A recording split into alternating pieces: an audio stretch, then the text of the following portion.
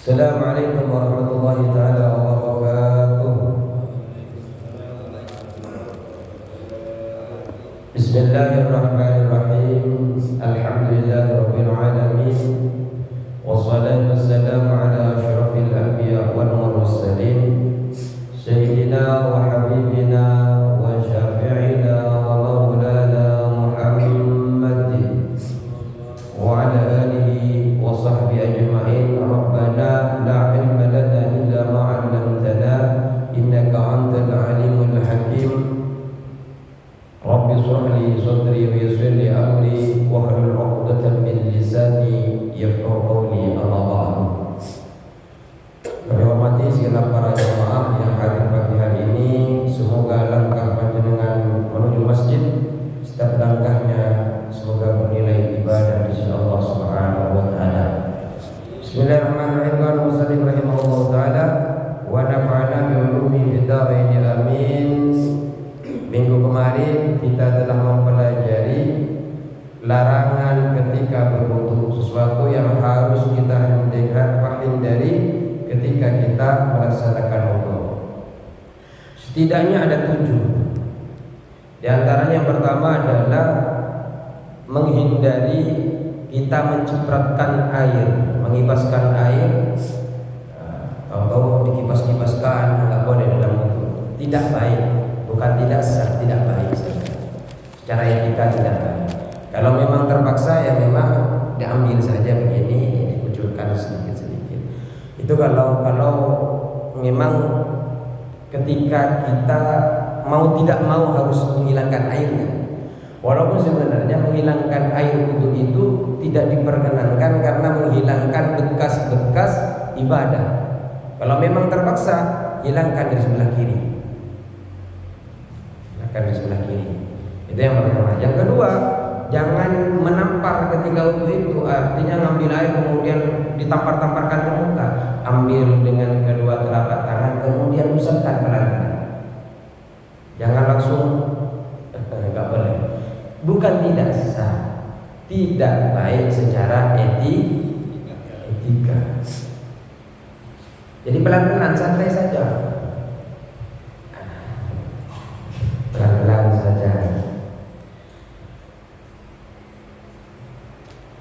Yang ketiga, jangan berbicara di tengah-tengah wudu.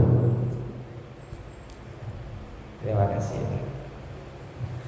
Jangan berbicara di tengah-tengah wudu. Berbicara bola, berbicara apakah yang setengah malam tadi. Tidak baik. Secara etika kurang baik. Dan jangan menambahkan dari 3 kali usapan atau basuhan atau kurang dari 3. Kecuali sesuatu yang harus kita hindari dari 3. Contoh, sholat berjamaahnya sudah mulai. Kalau kita pakai 3, khawatir tidak bisa ngikutin berjamaah, apalagi sampai tidak bisa berjumpa dengan waktu sholatnya.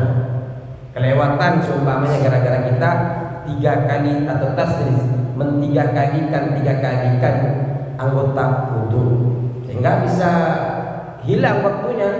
Maka itu bukan lagi sunnah, tapi bisa menyebabkan haram. Kenapa? Kalau sudah terpepet, waktunya sudah sampai dan akan hilang kalau kita 3, itu tidak baik, tidak boleh, malah bisa menyebabkan haram. Jadi lihat dulu waktunya mepet apa tidak. Juga tidak boleh memperbanyak menuangkan air selain kebutuhan hajat, semata-mata karena was-was seumpamanya. Tidak boleh. Bismillah, hilang lagi. Bismillah, air jatuh lagi. Bismillah, enggak selesai bismillah. Tidak boleh. Karena was-was itu bisikan setan yang ingin menjerumuskan kita, ingin menjauhkan kita ibadah daripada Allah Subhanahu wa taala. Yang lain sudah selesai berjamaah, masih di tempat wudu. Bismillah. Itu setan berhan itu yang mengganggu. Ini nggak tahu yang keberapa dah, lupa itu. Kemudian yang kelima tadi. Kemudian sekarang wala tatawadda bil ma'il musyammas. Janganlah engkau berwudu dengan air yang dipanaskan ke matahari.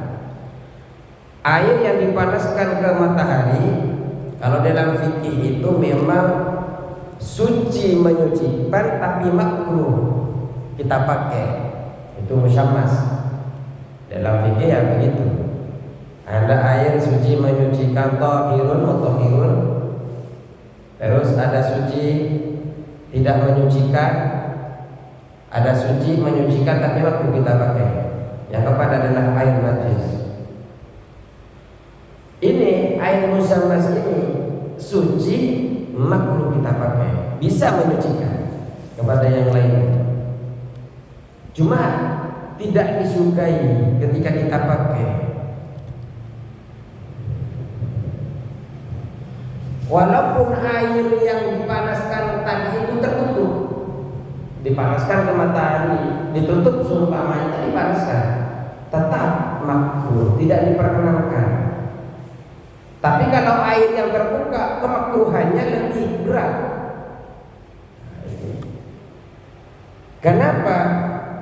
Karena ada riwayat dari Siti Aisyah radhiyallahu anha bahwasanya Siti Aisyah ini pernah memanaskan air matahari kepada matahari. Ya, karena dulu tidak ada pemanas buatan itu, Pak. Kalau sekarang kan banyak di rumah-rumah pakai pemanas buatan. Ada yang pakai gas, ada yang pakai listrik dan sebagainya. Dulu nggak ada. Mungkin kalau pengen mandi air panas dipanaskan. Tapi ada Rasulullah sallallahu alaihi wasallam faqala la taf'ali ya Humairah, jangan kau lakukan wahai Humairah,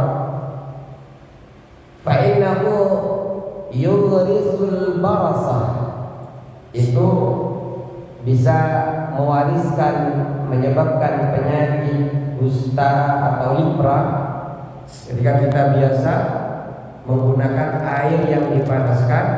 Bahayanya adalah bisa menyebabkan penyakit lepra. Tahu penyakit lepra apa? Kusta. Bisa menyebabkan boros. Ada yang mengatakan penyakit belang, ada yang menyatakan kusta. Hadis ini memang dhaif, lemah, tapi dikuatkan oleh perkataan Sayyidina Umar radhiyallahu anhu bahwasanya beliau ini membenci kana yadharabul iltisala bisyamsi bil musyammas. Jadi beliau ini paling tidak suka kepada orang yang mandi menggunakan air yang dipanaskan ke matahari. Tidak suka Sayyidina Umar itu. Sehingga kedhaifan itu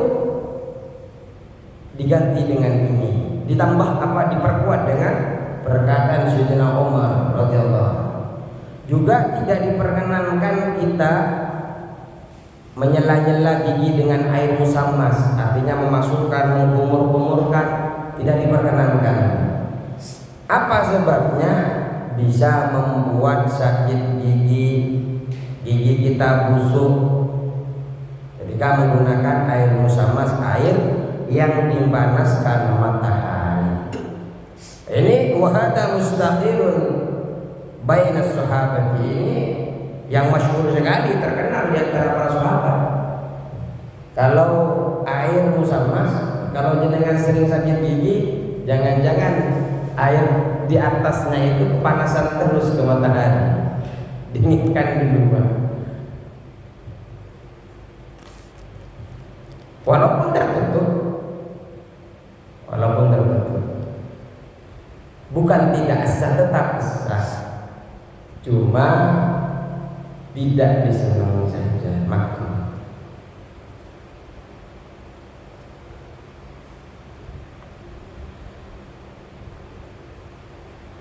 Sehingga para ulama banyak tidak menggunakan air-air yang seperti itu karena mengkiaskan untuk mandi, baik untuk secara batin ataupun zahir, untuk minum dan sebagainya. Tidak diteruskan. Jadi usahakan kalau menggunakan air bersuci jangan menggunakan air musalmas, air yang dipanaskan pada mata. Ya kalau dipanaskan sama kompor monggo. Tapi kalau dalam Baitul Qorib itu sebenarnya bukan hanya musalmas, kadang itu yang makruh. Di musim dingin menggunakan, kalau kita lihat kemakruhannya, kalau di dalam Baitul Qorib itu musim dingin kita menggunakan air yang sangat dingin sekali, itu juga bisa menyebabkan makruh. Menggunakan air panas di musim panas sehingga menyebabkan sesuatu yang tidak baik bagi tubuh kita, bisa juga menyebabkan makruh. Wala tatawadda minal awadi sufriyah, juga tidak diperkenankan untuk dengan bejana kuningan, wadah kuningan.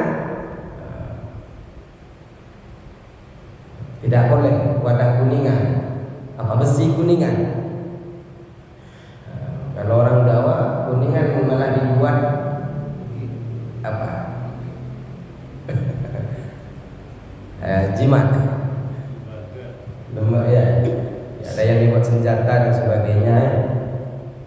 Kita tidak diperkenankan untuk berwudu menggunakan kuningan. An Ibnu Umar wa Abi Hurairah radhiyallahu anhu min karahiyati ina'i sufri. Jadi diriwayatkan dari Umar, dari Abi Hurairah juga, bahwasanya kemakruhan menggunakan bejana atau wadah kuningan.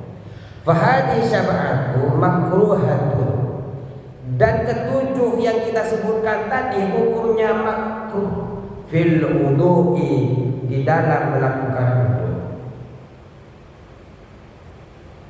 Hukumnya makruh. Wa fil khabari, dan di dalam hadis Rasulullah sallallahu alaihi wasallam alladzi rawahu Abdul Razzaq, bahwasanya Abdul Razzaq ini meriwayatkan hadis tersebut anil Hasan al-Kufi, dari Hasan al-Kufi. Apa hadisnya? Inna man dzakarallaha inda wudu'ihi, barang siapa yang menyebut nama Allah di sisi wudunya ketika berwudu, tahharallahu, maka Allah subhanahu wa ta'ala mensucikan jasadahu, jasadnya Allah sucikan, kullahu, seluruhnya.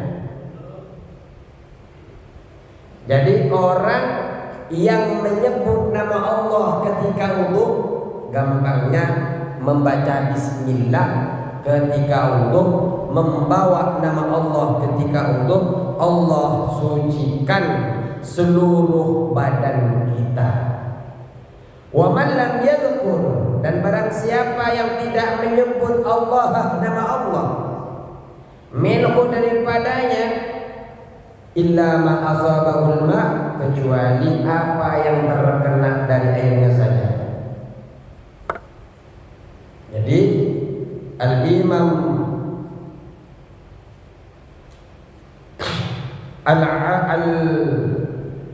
Al-Azizi di dalam memaknai hadis ini, man sammallaha, barang siapa yang menyebut nama Allah awalal wudu, di awal wudu, taharallahu jasadahu al-zahir wal batinah, Allah mensucikan jasad kita, jasad orang yang menyebutkan nama Allah, baik secara zahir maupun secara batin.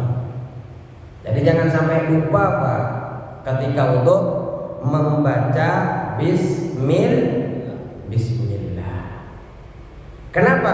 Seluruh anggota tubuh kita oleh Allah Subhanahu wa ta'ala disucikan, zahiran wa batinah, baik secara zahir zahir maupun secara batin. Fa illam yudhkur, apabila tidak menyebut ismallah, nama Allah indahu ketika wudu, lam yadharu minhu, tidak menyucikan Allah darinya, dari orang itu, illa zahirun dunal batin, kecuali yang disucikan zahirnya saja, batinnya tidak. Pengennya kita disucikan secara zahir maupun secara batin. Tapi kalau tidak menyebut nama Allah, maka yang disucikan oleh Allah hanya anggota-anggota yang terkena wudu saja. Makanya jangan lupa ketika kita berwudu membaca Bismillahirrahmanirrahim. Asy-Syaikh Nawawi, Al-Imam Asy-Syaikh Nawawi Al-Baghdadi mengutip suatu nazam sunnah apa saja, ketika apa saja kita disunahkan untuk berwudu. Mungkin ini bisa digunakan oleh panjenengan kapan saja panjenengan dianjurkan berwudu. Pertama adalah ketika amalan ibadah dan keilmuan. Ketika ingin ibadah, ingin menuntut ilmu, ini dianjurkan berwudu. Seperti sekarang ini dianjurkan berwudu. Dan saya yakin jenengan berwudu semua, karena telah melaksanakan sholat berjamaah subuh. Apa saja isi daripada amalan ibadah dan keilmuan itu?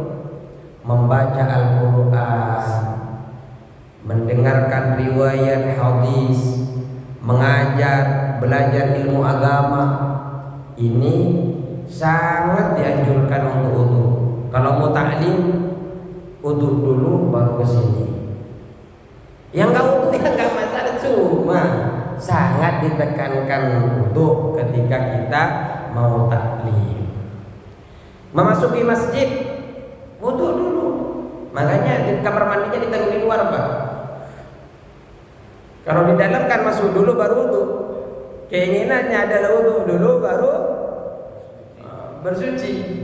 Bersuci dulu baru masuk. Ini masuk untuk bersuci. Dari sana masuk ke sini, keluar ke sana.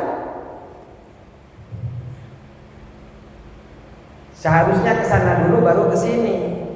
Ada orang sandalnya ditaruh di sana, langsung masuk ke sana. Setelah itu keluar lagi ke sana, enggak ke sini. Seharusnya akan ke sana tidak apa-apa, tapi balik ke sini melakukan sholat tahiyatul masjid. Masuk masjid ya sholat penghormatan masjid. Ini masuk cuma ke sana. Habis itu lewat lagi, keluar lagi, entah Indomaret atau mana, enggak masalah. Cuma yo lewat masjid masuk yo. Ada apa? Belum naon apa kata orang Jawa itu?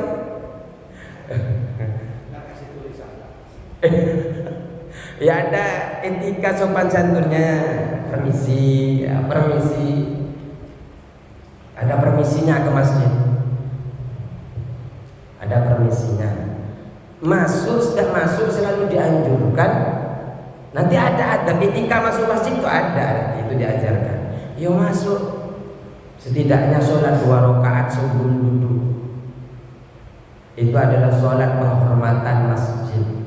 Mau musyawarah, mau apa usahakan. Ada nanti penggantinya kalau memang tidak berkenan, enggak punya wudu, ada penggantinya bacaannya. Bacaan-bacaan itu yang bisa menandingi fadilah-fadilah. Di antaranya lagi yang disunnahkan untuk berwudu, berzikir, mengumandangkan adzan, mengumandangkan iqamah, disunahkan.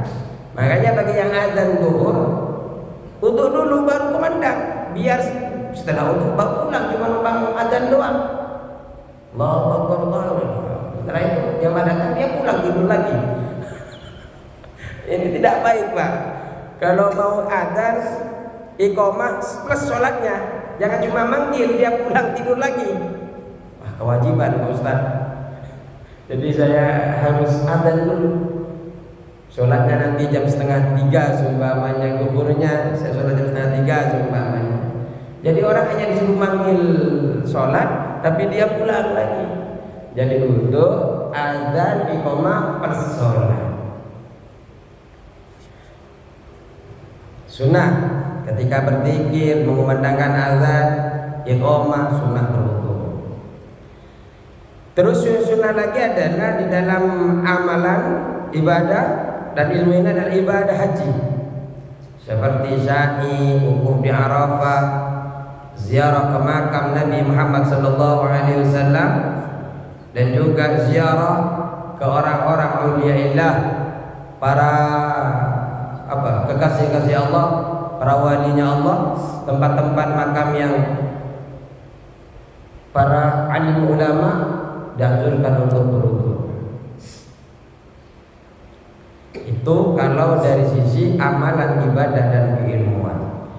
Ada dari adab dan kebersihan pribadi.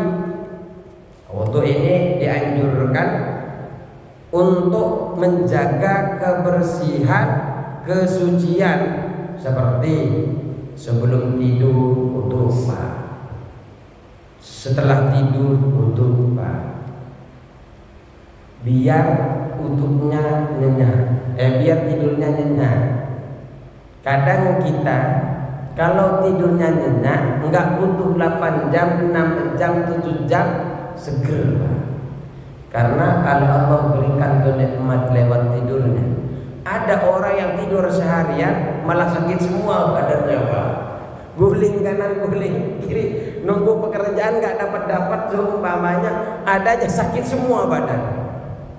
Jadi tidak harus banyak tidur sedikit kalau berkah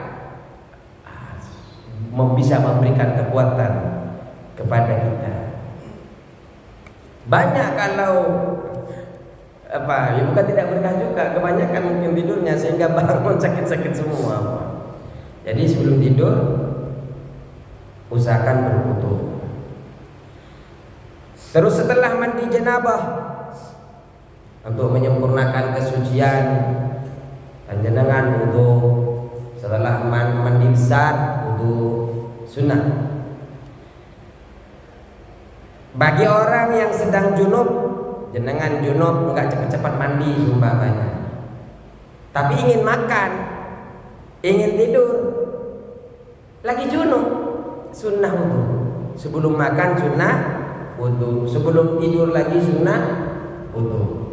Lagi junub, umpamanya berjima dengan istrinya semalam umpamanya, setelah berjima mau makan, lapar, sunnah wudu. Mau tidur lagi, sunnah wudu. Walaupun belum mandi menjaga kebersihan. Ya, Islam itu enak. Kalau dibilang Islam itu hanya buat sampah dan sebagainya, kotoran sebagainya, salah. Dan diri kita sudah dimulai bersih. Cuma karena kita saja yang enggak mengamalkan isi kandungan yang ada di dalam Islam. Sehingga ada beberapa penelitian, Islam sendiri kan yang meneliti itu. Saya menemukan Islam di Amerika, saya menemukan Islam di Barat. Kenapa? Bersihnya, sopan santunnya, dan sebagainya. Ya karena kekurangan kita di timur, walaupun ada Islam, tidak mengamalkan. Sehingga ya etikat ketimurannya yang diajarkan oleh syariat tidak dikerjakan. Bagaimana menghargai? Kita ini kan ketika bertetangga, kita baik sama tetangga ketika dia baik sama kita. Padahal di dalam Islam Rasulullah mengajarkan baik atau tidak kita tetap memuliakan tetangga. Man kana yu'minu billahi wal yawmil akhir falyukrim jarahu. Kalau engkau iman kepada Allah, iman kepada hari kiamat, muliakan tetangganya. Baik atau tidak ada kata-kata. Kalau baik dia muliakan, kalau enggak ya, singkirkan kita. Kita jangan diatur oleh manusia. Jangan mempertuhankan manusia. Kalau dia tidak baik, saya pun tidak baik. Jangan. Baik saja. tidak akan sia-sia di sisi Allah. Ada dua malaikat yang selalu mencatat. Dan tidak perlu jenengan ingat-ingat. Kenapa? Selalu dicatat kebaikan itu. Kecuali dosa-dosa yang perlu kita ingat-ingat terus agar kita tidak lalai dan tidak jatuh kepada dosa berikutnya. Kalau kebaikan biarlah. Ada orang yang jahat sama kita tetangganya, biarlah. Karena cukup Allah yang menjadi penolong kita, dan sabarnya kita pun akan tetap ada nilai ibadah. Terkadang Pak, kita itu diberikan pahala yang banyak, jangan-jangan karena ada tetangga kita yang usil, sering ngomongin kita, gunjingin kita, sehingga dosa-dosa kita terkikis sedikit demi sedikit. Wih, ada sabotase. Oh.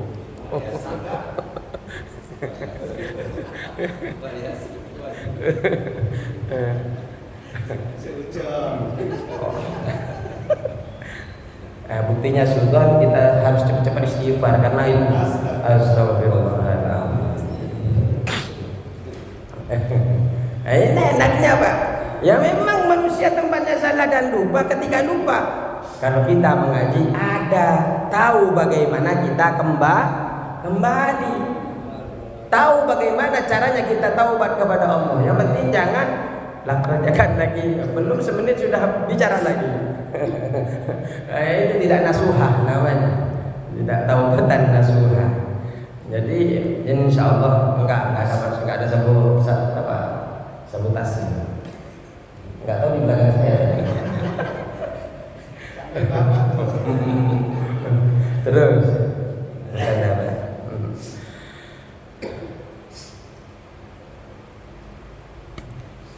kemudian sebelum mengulangi jima, jenengan mau ngambil 3 ronde, 4 ronde, setelah selesai 1 ronde mau ulang berikutnya untuk menyegarkan badan. Enggak usah minum pil Pak, pil kuat, pil apa, cukup untuk yang diajarkan oleh Islam, wudu. Biar seger lagi Pak. Yang dikhawatirkan istrinya yang nggak kuat kalau sudah wudu. Minta 45 periode wudu. Istrinya juga suruh wudu biar seger lagi. Ini kalau mau berhubungan intim. Kedua, kalau tidak ingin mandi jenabah. Ya kalau mandi ya silakan mandi. Kalau tidak mau ambil wudu lagi untuk mensegarkan. Terus ketika muntah wudu Pak, untuk menjaga kebersihan. Tamat madha, istinsak, kumur-kumur, terus memasukkan air ke hidung, mengeluarkannya. Terus kalau interaksi fisik dan sosial, kalau tadi kan kebersihan diri, untuk ini juga dianjurkan ketika interaksi fisik tertentu. Setelah membawa atau mengangkat jenazah, wudu Pak. Ketika mengangkat jenazah, la ilaha illallah, la ilaha. Biasanya kan kita mendampingi teman kita sampai penghormatan ke liang lahat, nganter kita. Ketika membawa jenazahnya, sebelum membawa dan sesudah membawa, usahakan wudu. Jadi ketika membawa atau mau mengangkat wudu. Terus menyentuh mayat, khunsa, intersex. Khunsa itu tidak jelas laki-laki atau perempuannya. Wudu. Atau menyentuh kemaluan kita sendiri walaupun tidak ya, kalau kemaluan itu disentuh dengan ini kan nggak batal. Yang batal itu disentuh dengan telapak tangan. Jadi kalau dipukul begini sama aja dengan itu nggak batal. Kalau kulit yang ini, kalau yang ini batal. Karena kita sumpamanya kencing di jalan nggak ketemu air, Pakai batu Pak, bukan diginiin Pak. Pakai batu. Enggak, takut ini saya luruskan. Yang di sini itu begini itu tidak diajarkan Pak dalam agama. Yang diajarkan adalah menggunakan minimal 3 batu. Soalnya ada Pak kadang di pinggir jalan anaknya pipis tinggal begini. Itu Pak bukan istinja, bukan bersuci daripada apa? Membuang najis itu. Dipukul biasa. Tidak, ambil batu. Kalau mencukupkan batu saja minimal 3 batu.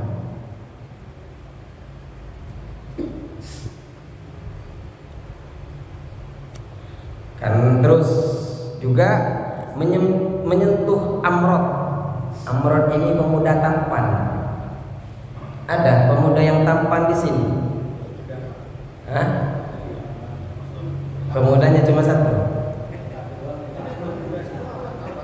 Oh ya, baru sadar kalau udah semua. Oh, saya yakin memang masih muda. Soalnya semangat terus. Yang ngaji ini lagi. Oh berarti masih muda, semangat. Nah, berarti yang nggak ngaji disebut apa? Oh, enggak belum tua. Belum tua. Hanya sudah tidak muda. Banyak kesibukan. Jadi menyentuh pemuda itu status membatalkan wudu itu masih diperselisihkan. Ada yang mengatakan batal Pak. Menyentuh pemuda, padahal sama-sama adalah lagi amrod itu lelaki yang masih apa? Masih baru keluar apa ini? Jambang. Sudah keluar jambang?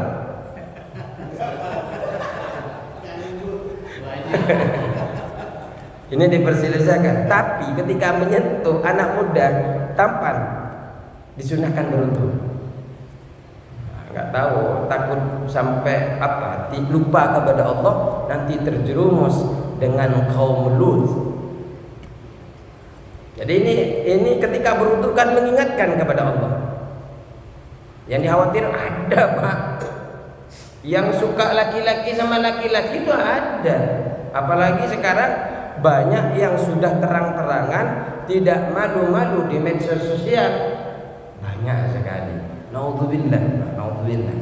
Semoga kita semua anak-anak kita dijauhkan dari orang-orang yang dibenci oleh Allah dan agama.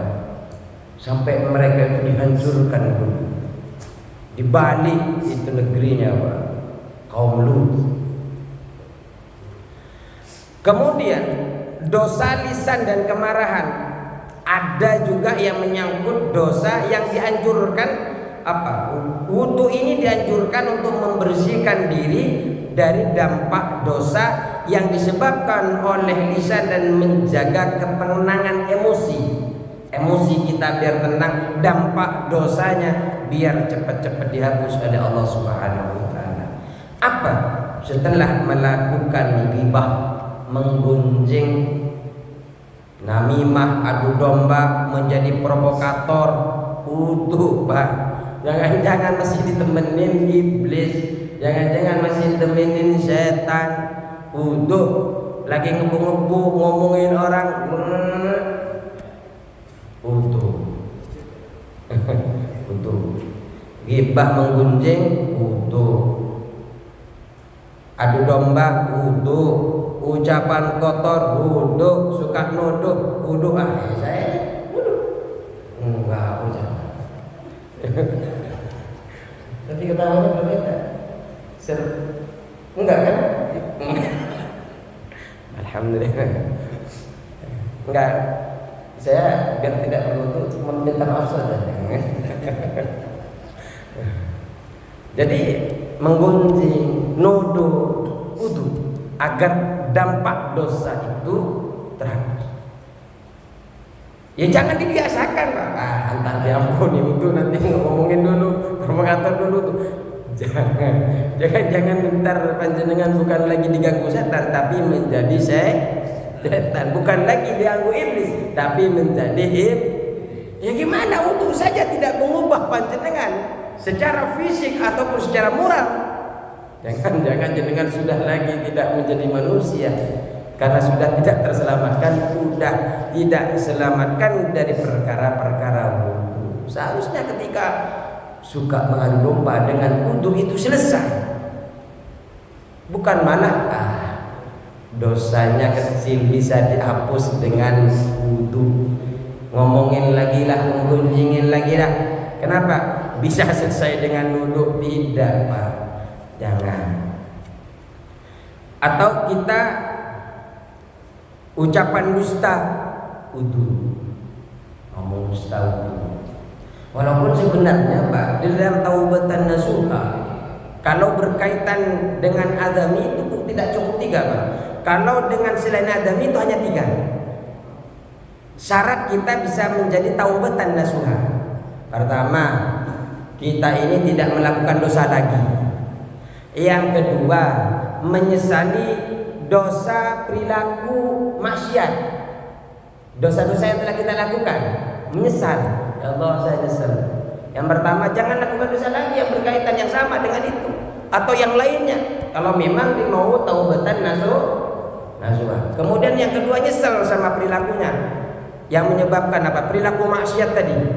Yang ketiga, berkomitmen dalam hati, tekankan dalam hati bahwa berjanji tidak akan mengulangi dosa ini lagi.